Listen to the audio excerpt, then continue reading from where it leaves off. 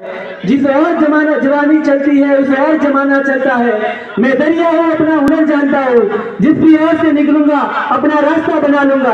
तभी कहते हैं कि युवाओं के जेब में भले ही गांधी ना हो लेकिन दिल में देशभक्ति की आंधी होनी चाहिए। मैं आज इस गणतंत्र दिवस के उपलक्ष्य में आपके समक्ष एक प्रश्न रखना चाहता हूँ कि आप देशभक्ति किसे मानते हैं? देशभक्ति क्या है? What is the patriotism?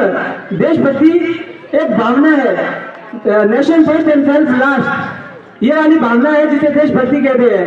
पहले देशभक्ति सिद्ध करने के लिए ये देश, ये वतन लोगों से आत्मसमर्पण का भाव मांगता था, बलिदान का भाव मांगता था, त्याग का भाव मांगता था, फांसी चढ़ जाने को कहता था। लेकिन आज देशभक्ति सिद्ध करने के लिए ये देश फांसी चढ़ जाने के लिए नहीं कहता है, बल्कि मेरी नजर में तो जो व्यक्ति अपना कार्य पूरी निष्ठा और ईमानदारी के साथ करे, ऐसा व्यक्ति कभी देशभक्त नहीं हो सकता है जो नैतिक रूप से संकीर्ण, चारित्रिक रूप से भ्रष्ट, मानसिक रूप से दिवालिया, राजनीतिक रूप से गंदा, धार्मिक रूप से अंधा, स्वैच्छिक मान मूल्यों के आग्रह में पैबंद बंद ये चिन्ह चिन्ह भारत को, यह खंड भारत को खंड खंड करता है। ऐसा व्यक्ति कभी देशभक्त नहीं हो सकता। देशभक्त के होने के लिए देशभक्त क्या होता है मैं आपको एक पंक्तियों के माध्यम से बताना चाहूंगा कि जब एक शहीद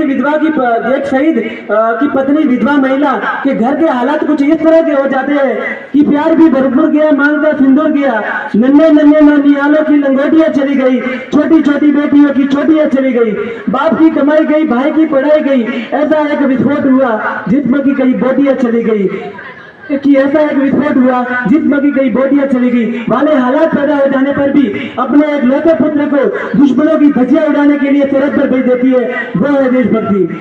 देशभक्ति आप किसे मानते हैं? आज आपने अपनी मोबाइल की डीपी बदल दिया, स्टेटस बदल दिया, क्या इससे आप देशभक्त सिद्ध हो जाते हैं? नहीं, इससे देशभक्ति साबित नहीं होती है। देश